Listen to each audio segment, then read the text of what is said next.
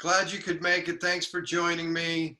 Can you tell me a little more about the benefits of building the nervous system resiliency, and how do we do it? What's the best way to go about that? Yeah, that's a great question, Liam. Thank you so much for asking that. And one of the ways to look at it is that we as humans, we have a physiology. We have a nervous system. We've evolved over 3.6 billion years of evolution to develop an incredibly intelligent capacity, a physiological nervous system that has different states. And depending on the quality of that state, that is going to influence how we can be in the world. It's going to influence how we feel inside.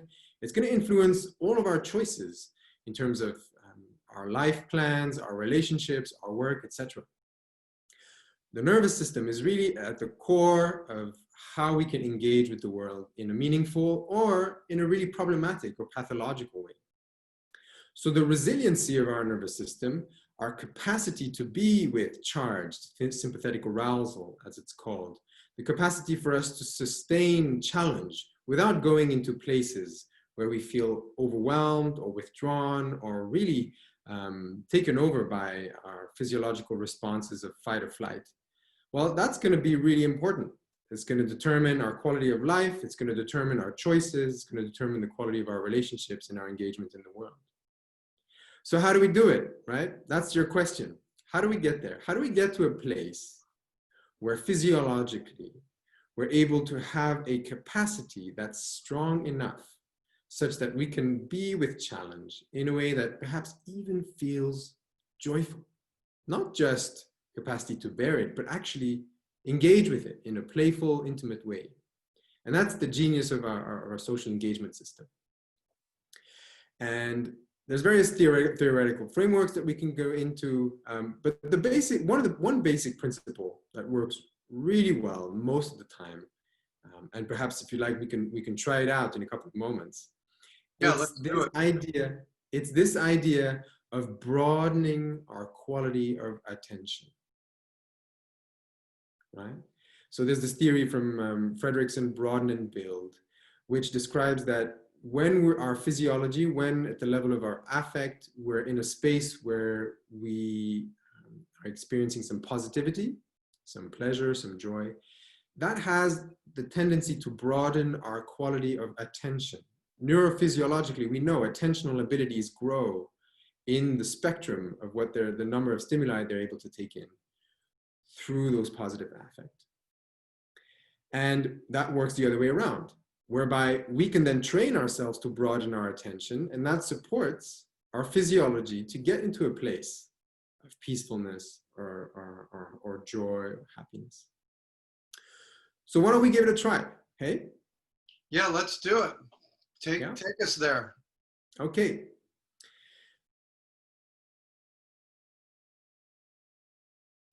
So let us begin for a couple of moments and just bring in a very gentle, soft quality of awareness into our body or into this space. Just being here now, bringing a sense of gentleness.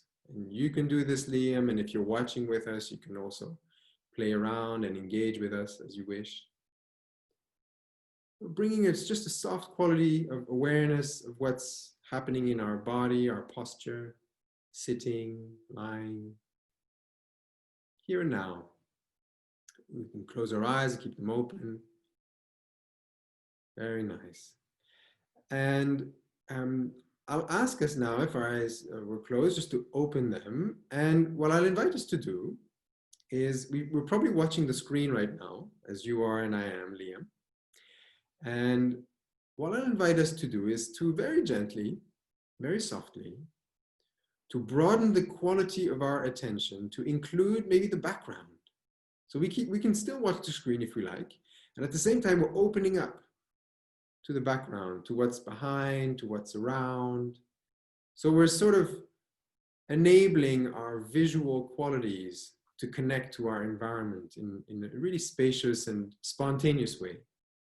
So we don't have to choose what we look at, but really just opening up what we see. Yeah, And I can turn my head and look around. Sure, sure. Yeah. Whatever feels comfortable, whatever feels most spontaneous and coming to you in this moment. And for viewers as well, just broadening the quality of our attention. So we're including more and more things, very gentle, very soft way. And noticing what happens in our physiology as we do that. Like with Liam, I sense maybe there's just a gentle sense of rocking. There's a sense of moving. There's like the physiology is sort of agreeing or it's sort of dancing around, you know, with that quality of, yeah, and that nice breath there. And for you as viewers, also noticing perhaps if there is any shift that happens for you in this moment. Mm-hmm. Really cool. Yeah, and just giving ourselves this time to soften into a broader quality of attention. Yeah, very nice. Very good. And as a third step, I'll invite us to actually, if we're feeling any sensation, maybe anything around the breath, or any sensation around our physiology, the feet on the ground, the weight of our hands, noticing perhaps a broadened quality of awareness of our whole body. So that we're not just broadening our visual sphere, but we're also training our heart and our mind to broaden our quality of awareness of our whole body. That's right. Yeah, very nicely. Yeah. And then we're like accompanying our physiology towards nervous system states that feel softer, that feels more available, more receptive. Even just slightly, perhaps for a couple of moments, we can sense a tiny bit of a difference. Really welcoming that impact in the whole body awareness. Yeah, and so as we come close to an end there, for viewers, for you, Liam, just maybe noticing how it feels gently as we do now, just to come back into a relationship with me. And just sensing what shifts for you over the course of maybe these last moments, these last minutes that we've spent in this little exploration, this little experiment together. Yeah. Well, I definitely felt the settling in and the softness and the calm and the peace. And I thought it was really fascinating that suddenly I was here and it really didn't feel like a meditation. Yes. You know, I wasn't following per se my breath or, you know, a counting or some system. It was really with my eyes and my movement and the just that it all happened.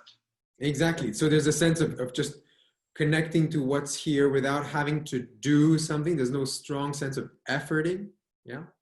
Well, and it wasn't like I had to like sit and try to like work with the issue of labeling my tension or my pain or my anger or, you know, what's the sensation. It just suddenly happened.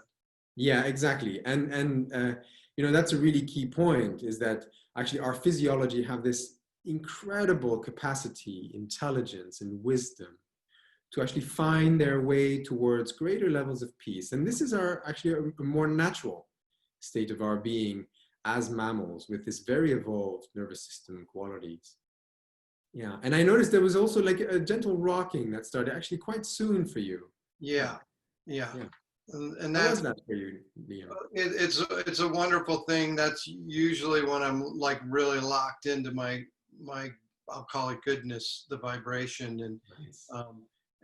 and I thought also in retrospect here, this is something you can do while walking, like Tit Nhat Nan, you know. That's right. Like, you know, like you can do this anywhere. Yeah, yeah. And you can do this anywhere without anybody noticing. That's the really cool thing. Right. You can be in the middle of the supermarket. You can be in the middle of your computer, writing a letter, whatever it is, and just taking a couple of moments and like, let me just broaden my quality of attention for a couple of moments. Yeah. And we can do that again. You know, the two tricks we used in this particular experiment together. One was visual, right? And the other one was more awareness-based, where we include the whole body, the sense of the whole body, the sense that energy body that we actually experience all the time, but some of the time we forget about it. So just keying back, and I like the word that you're using, is like, you know, you're sensing into that innate goodness. Yeah, right, exactly. Yeah. And one going back, technically, you did bring me back to checking in with my hands on my legs and Yeah. my feet in the ground, like that grounding piece. I was sort of there when you were saying it, and it just reaffirmed in a way that kind of reminds me about how I felt like you were progressively helping me to take in greater stimuli. Yeah, Liam, this is an awesome point. You know, scientists today define how the universe functions in 3 words: increasing orderly complexity.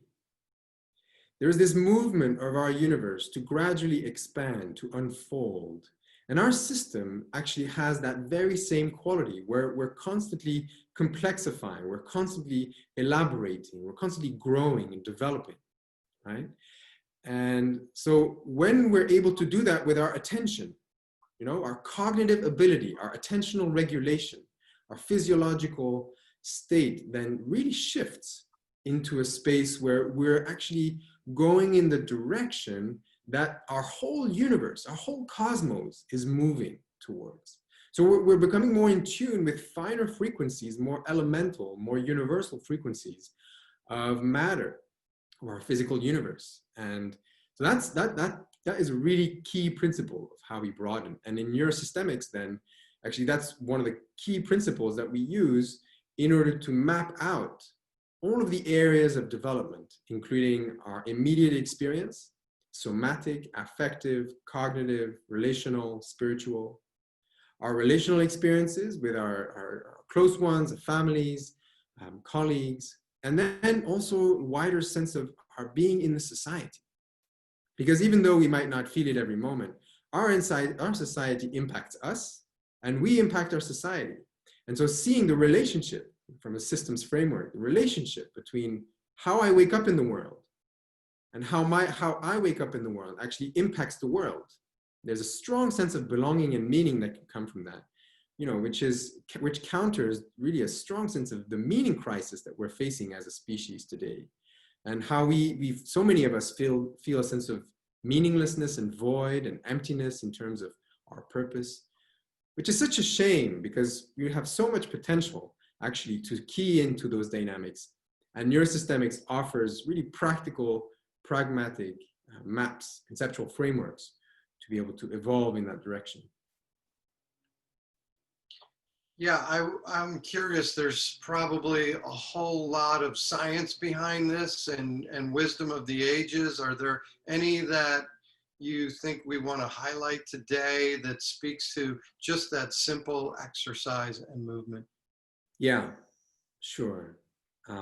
There's tons of theories. There's a ton of evidence, and maybe I'll just point out 2. The first one is around the polyvagal theory, Stephen Porges, which I know you know. And he described how evolutionarily our nervous system developed in its capacity to respond to its environment from very, very restricted capacities, immobility and freeze, to more active, dynamic responses of fight and flight, and then shifting towards orientation and social engagement, which is really our mammalian skill that we have developed as an evolutionary competence. And when we broaden our attention, then what we're actually doing is especially with that sense of softness I was doing initially, the mindfulness of just bringing a soft attitude, that enables, you know, a connection. That enables a sense of intimacy, and that will then support our nervous system to go towards greater and greater levels of social engagement, which then means, and this is really important, what that means is that we are then able to respond to challenge in a way that feels more playful, in a way that feels more easeful, and even joyful, right? And when the Buddhists, so I was a Buddhist monk 15 years ago in northern Thailand, you know, I shaved my head, shaved my eyebrows. And we practiced a lot of compassion meditation.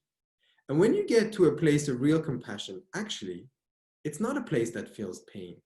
It's a place that feels joy. And we can understand that through Porges' theory, because when you're able to connect to an experience with a sense of social engagement, actually the intimacy and the connectivity of that experience feels joyful, even if it's painful. So that's why broadening our quality of attention, bringing us more in the here and now, feeling more safe, then has a direct impact on our nervous system and our affective emotions of joy and capacity.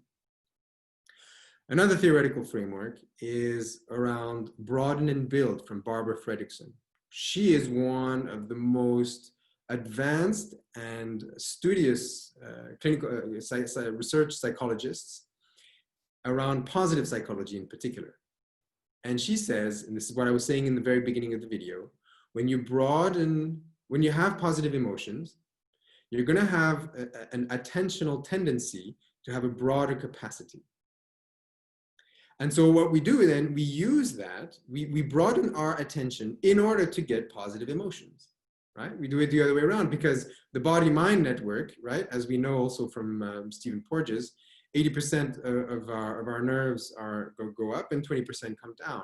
And so there's a two-directional relationship between our physiology and our cognition and affect. And so through our broaden and build framework, we're able to actually increase the quality of our positive emotions just through using some basic cognitive abilities like attention.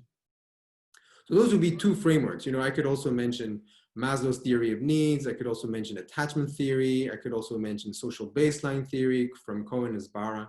And all of those are included in the framework and the basis for our work in NeuroSystemics.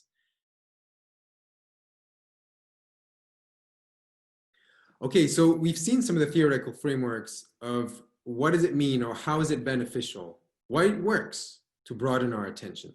Now, what's very special about NeuroSystemics is that we don't just work at the very momentary experiential level. We work on many other levels.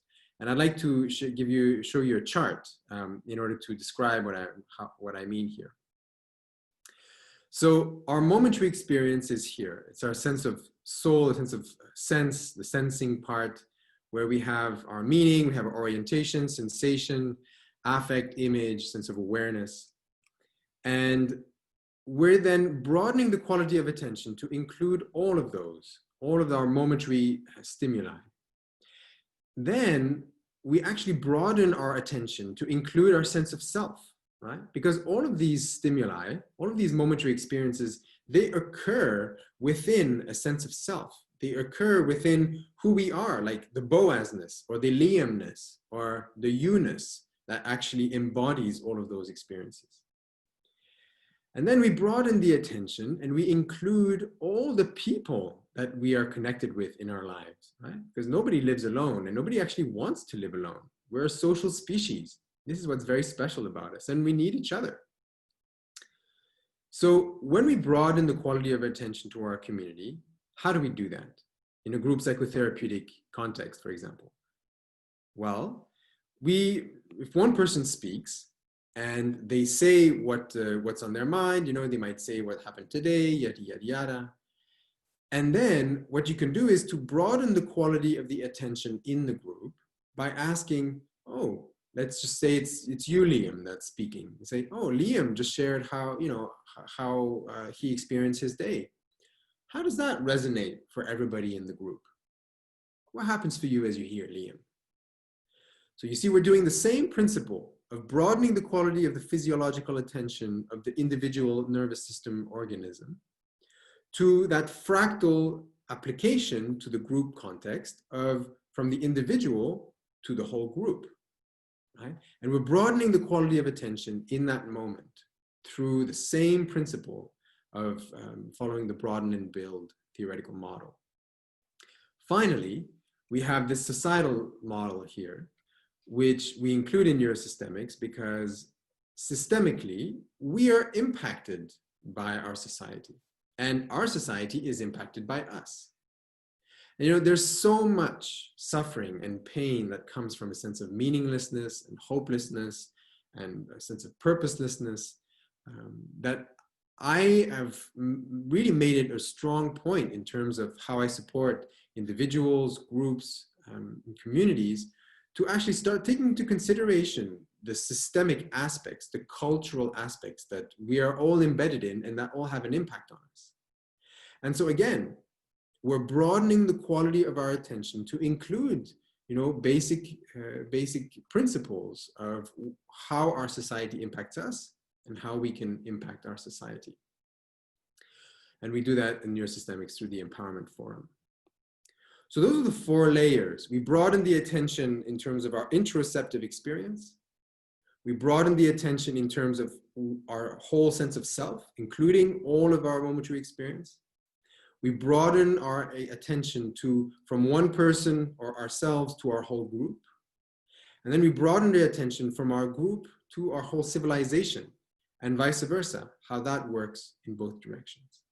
And as we build capacity, as we build resiliency, we're actually able to train that muscle of broadening, of increasing the orderly complexity of our organism, of our nervous system, and fundamentally, of our being, who we are, and how we can increase the quality of meaning and purpose in our lives. That's what NeuroSystemics is about. And what an excellent exercise. Thank you for taking us through this, Boaz. Again, thank you very much. Yeah, my pleasure, Liam. Thank you for having me. I look forward to our next connection. Yeah, nice to be with you again today.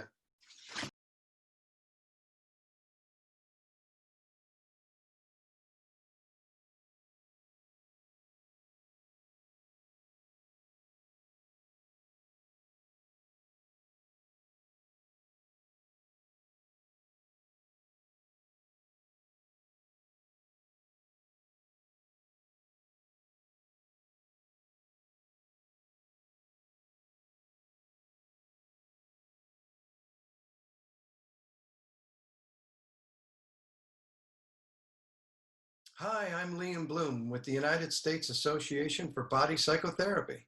In challenging times when stress and anxiety run high, nurturing your body, brain, and mind is more important than ever.